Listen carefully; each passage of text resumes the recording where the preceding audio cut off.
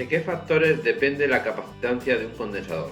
Pues como hemos visto en la fórmula anterior, va a depender de tres elementos. Por un lado, el área de la placa, por otro lado, la separación entre placas y por último, la constante dieléctrica del dieléctrico que pongamos entre las placas.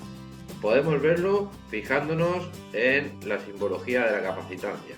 Cuanto más se acerque las placas, vemos que aumenta la capacitancia. A medida que las separo, disminuye.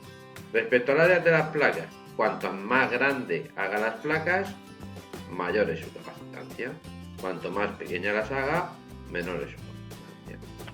Y respecto al dieléctrico, ahora mismo tendríamos aire. Al meter un dieléctrico cualquiera al interior, vemos que en este caso, al tener una constante dieléctrica mayor, aumenta la capacitancia. Esa capacitancia la puedo ir variando, subiendo hacia arriba con una constante dieléctrica mayor, lo que haría que iría aumentando, en este caso, la capacitancia del condensador. Son los tres factores de los que depende: material del dieléctrico y su constante dieléctrica, área de las placas y separación. Tal y como hemos visto en el vídeo anterior, la capacitancia dependía de la separación entre placas, por un lado, del área de esas placas o superficie, y por otro lado del material dieléctrico que le utilizáramos, si aumentaba o disminuía su constante dieléctrica. Ahora vamos a hablar de la energía almacenada.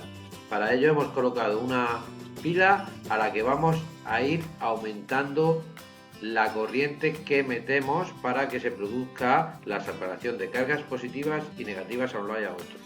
Y por otro lado hemos puesto un polímetro para ver cómo se va cargando dicho condensador. A medida de que yo aumento la tensión de carga, como vemos, va aumentando la energía almacenada, y en el polímetro podemos ver la tensión que se está produciendo entre sus terminales. Además, podría volver a variarla si lo que yo hiciera, veis que va subiendo y bajando, también podría variar esa energía almacenada con los parámetros que hemos dicho anteriormente, aumentando el área de la placa o disminuyendo la separación o cambiando el material dieléctrico.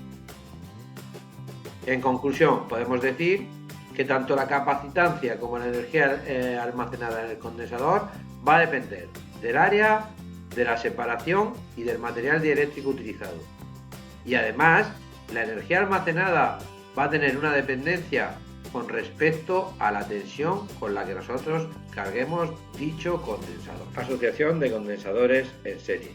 En este caso hemos puesto dos condensadores con una capacitancia de 1 por 10 elevado a menos 3 y la suma de la capacitancia total de los dos condensadores sería justo la mitad, 0,5 por 10 elevado a menos 3.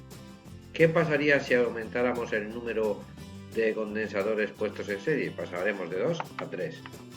Cuando tenemos los tres condensadores, lo que nos pasa con la capacitancia total es que disminuye, ya que en este caso teníamos 1 por 10 elevado a menos 13 en los tres condensadores y el total sería 0,33, ya que la suma de capacidad en los condensadores es una suma algebraica.